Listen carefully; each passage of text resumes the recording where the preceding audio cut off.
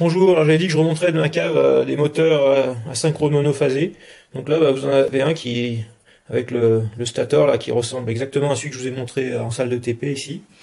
Voilà. Et puis dans le coin, qu'est-ce qu'on voit? Il y a le rotor là qui tourne, qui est là au milieu. Et puis on voit les fameuses spires de Frégère ici.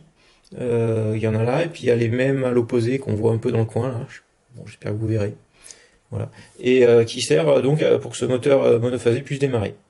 Et donc ça c'est un moteur qui entraîne une turbine ici, qui est la turbine d'une pompe centrifuge, qui aspire l'eau par là et qui la renvoie par ce tuyau là. Voilà, dans le même genre, j'en ai un autre qui est peut-être encore un peu plus visible. Celui-là, donc ça c'était la ventilation de séchage, je crois, dans un lave-vaisselle encore. Voilà, donc ici il y a une turbine qui tourne, hein, qui fait tourner de l'air. Voilà. Et cette turbine, eh bien, si on regarde pour la faire tourner, qu'est-ce qu'il y a? Eh bien, on trouve le bobinage et le fameux petit rotor de moteur asynchrone monophasé là. Voilà. Et puis les spires de Frégère, on les trouve ici. Là, elles sont comment dire, peintes en noir, donc on les voit difficilement. J'approche, j'espère que ça sera bien visible. Il y a là, et il y a les mêmes en face ici. Là. Voilà. On voit un peu là et là. Voilà. Et celui-là en plus, c'est bien, j'ai rebranché une prise dessus, donc on va le brancher, on va le regarder tourner comme ça.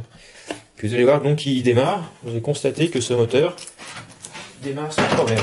Donc voilà, donc là j'ai la prise, voilà, et je vais alimenter ce moteur, on va essayer d'avoir un maximum de vision dessus. Voilà, on peut voir un peu la turbine qui tourne à l'intérieur. Voilà. On va zoomer. Voilà. Allez, et donc je branche. Voilà, le moteur se met à tourner. Voilà. Et là ça souffle un peu d'air, voilà. Ça souffle de l'air par là. Donc c'est un petit ventilateur du coup. Voilà. Et là il va s'arrêter. Voilà, donc le moteur doit tourner pas loin des 3000 tours minute ou des 50 tours par seconde comme en TP. Voilà, il est en train de s'arrêter le rotor. Voilà. Donc ça c'est du moteur asynchrone avec un seul bobinage et puis des spires de Frégère pour démarrer, et puis un circuit magnétique qui fait le tour comme ça. J'ai un autre moteur asynchrone monophasé, toujours équipé cette fois alors dans un lave-vaisselle, celui-là oui, lave-vaisselle.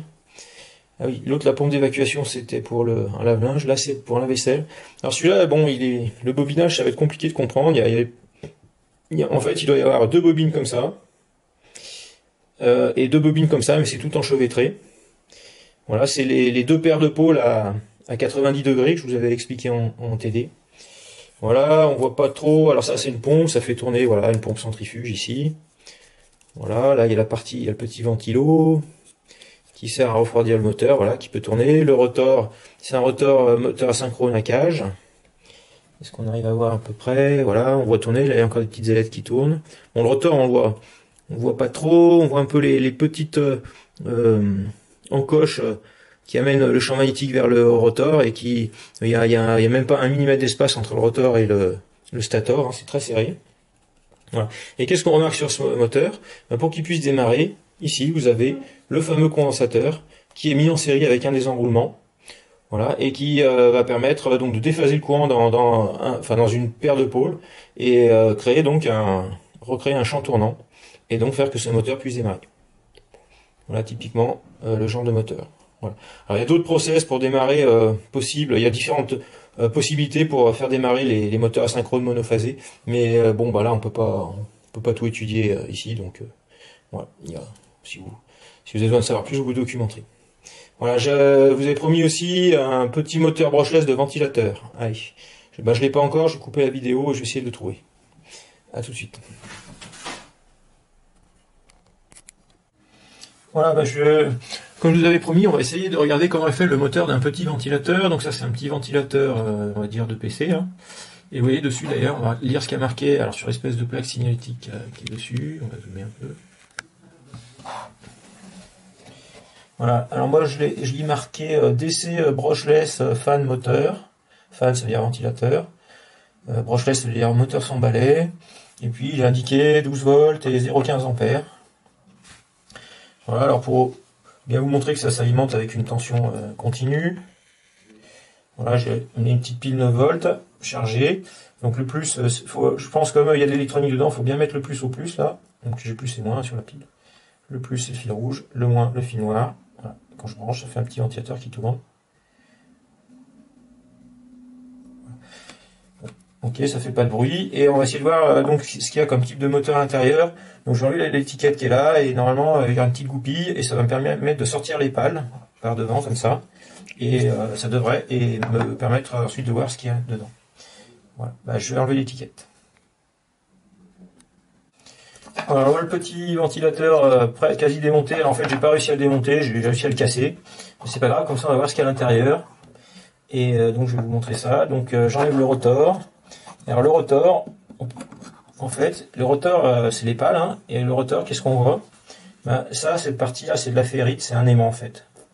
C'est un aimant, alors il est en cercle comme ça, et comment il est fait cet aimant, comment il est magnétisé? Ben, par exemple, là c'est pôle nord, en face c'est pôle nord, pôle sud et pôle sud à 90 degrés. En fait, il y a alternance nord-sud, comme ça. Pourquoi je sais que c'est comme ça? Et parce qu'en fait, je vois que au milieu, alors c'est le stator qui est au milieu dans ce moteur, hein, c'est un peu inhabituel par rapport à ce qu'on a l'habitude, ce qu'on a vu par rapport au moteur classique et ce que je vous ai montré en TP. Et en fait, qu'est-ce qu'on voit là? Ben, on a 4 petites bobines, voilà, qui sont pilotées électroniquement. Alors d'électronique, on va voir un peu ce qu'il y a. On voit pas, c'est de l'électronique intégrée, on voit quasiment rien. Moi, je vois des petits condensateurs là sur le bord, des petits condensateurs. J'ai vu qu'il y avait une diode à un endroit. Ouais. Donc ici, voilà, je sais pas, ouais, ça c'est bien éclairé. Donc là, il y a une diode. Donc je pense que ça c'est une diode de protection qui, au cas où on inverserait le plus et le moins sur le fil d'alimentation pour éviter de griller le ventilateur. Et alors comment ça marche cet engin? Ben, la circuiterie l'électronique qui est dedans va décider d'envoyer du courant, par exemple, dans ces 2 bobines pour qu'elles deviennent toutes les 2 pôles nord, puis ces 2 là pôle sud. Et à supposer, bon, je le mets à l'envers comme ça, mais que, voilà, je vais le poser à la place, ce sera plus simple. Voilà, à supposer que ici j'ai un pôle nord et ici un pôle nord, bah, ça fait une répulsion. Et en fait, et ça attire par le pôle sud qui est à côté comme ça. Et ça fait tourner un petit peu. Et dès qu'il a tourné un petit peu, bah, l'électronique le détecte par un moyen qui est mystérieux pour moi, on va dire pour le moment. Mais admettons qu'il y a un capteur de position, ce qui est pas évident, mais ça peut être détecté magnétiquement en fait, un peu la détection magnétique.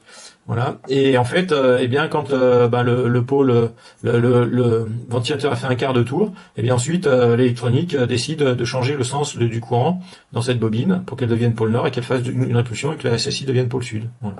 Donc en fait, voilà, ces bobines sont commandées. Hein, donc tantôt ceux-ci sont au pôle nord, ceux-ci pôle sud, et tantôt ceux-ci pôle nord et pôle sud. Et en plus, ça peut être un peu plus subtil. En fait, ça dépend comment est fait la subtilité de la commande. Le plus subtil serait d'avoir un courant ici qui est de la forme cosinus, celui-là sinus. Oui, en fait, bon, il peut y avoir des petites subtilités là-dedans par rapport au rotor que vous avez vu fonctionner en TP. Voilà. En tous les cas, il n'y a pas de bobine, il n'y a pas de bobine à 120 degrés. Ici, elles sont simplement à 90 degrés. Enfin, c'est des paires de pôles à 90 degrés. Et ça suffit pour créer un champ tournant ici. Voilà. Voilà ce qu'il y a. Donc ces moteurs-là, c'est ce qu'on appelle un moteur brushless. Hein. Brushless parce qu'il n'y a pas de balai et que en fait c'est un moteur synchrone. Il n'y a pas de problème. Hein. Le rotor est un aimant permanent, en forme de cloche. Et le stator qui est au centre, eh bien, est constitué de bobines qui créent un champ tournant. Voilà. Et ces bobines sont commandées électroniquement par une petite électronique qui est intégrée, qui est dessous. Voilà, typiquement. Voilà pour ce moteur-là. Alors, petit retour sur le rotor du ventilateur. Je viens de trouver une petite astuce pour comprendre comment est magnétisé le rotor, le rotor, oui, c'est-à-dire l'aimant qui est ici. Donc là, j'ai un petit aimant avec le nord d'un côté et le sud de l'autre. Je sais pas où sont le nord et le sud, mais ça a peu d'importance. Et voilà, et a priori, si je le lâche là-dedans, eh bien, mettons que ça sur le pôle sud de l'aimant, donc là, il s'est collé sur le pôle nord. Voilà. Donc, j'ai fait une petite marque ici qui dit que là, voilà, cette zone-là est pôle nord. Bon. Et maintenant, on va regarder, par exemple, si je cherche à mettre... Alors, il faut que je sorte l'aimant, là, qui s'est collé. Et si je cherche le mettre à un quart de tour, ici, bon, vous n'allez pas le sentir, mais moi, je sens une répulsion très nette, là. Ce que je peux faire, c'est le retourner, c'est-à-dire mettre le pôle nord de l'aimant, et je vois cette fois qu'il va être attiré un quart de tour. Donc là, ça veut dire que c'est un pôle sud. Si là, c'est un pôle nord, là, c'est un pôle sud. Voilà. Et puis si je le tourne, si je le mets ici, là j'ai une répulsion. Si je veux avoir une attraction en face, il faut que je mette ici. Voilà. Donc là je vais remettre un petit trait rouge pour matérialiser qu'en face, ici, on a bien un pôle nord. Voilà. Donc deux pôles nord l'un en face de l'autre. Et si on veut avoir une attraction possible, un quart de tour plus loin, voilà, il faut retourner l'élément. Je vais retourner là. Voilà. Et là, c'est un pôle sud. Donc on a bien deux pôles sud ici et deux pôles nord ici. Voilà, donc une magnétisation qui est un peu sophistiquée. Et cette magnétisation, donc avec 4 pôles, eh bien, elle correspond, elle est là pour s'adapter avec les 4 bobines qu'il y a au stator de ce moteur. Voilà. Donc là, c'est clair et net. C'est bien montré comment est fait la magnétisation de ce rotor. Donc c'est un rotor plus complexe que celui qu'on a vu en salle de TP, puisque celui de la salle de TP était polarisé avec un seul axe magnétique qui était nord et sud en face. Voilà, donc ce moteur est un peu plus sophistiqué, un peu plus compliqué à décrire, mais en fait, bon, en prenant un peu de temps pour décrire ça très très bien aussi. Hein. Voilà. C'est un peu plus complexe, voilà. Mais c'est le même principe. Voilà, cette fois je crois que c'est tout vu. Allez, à bientôt.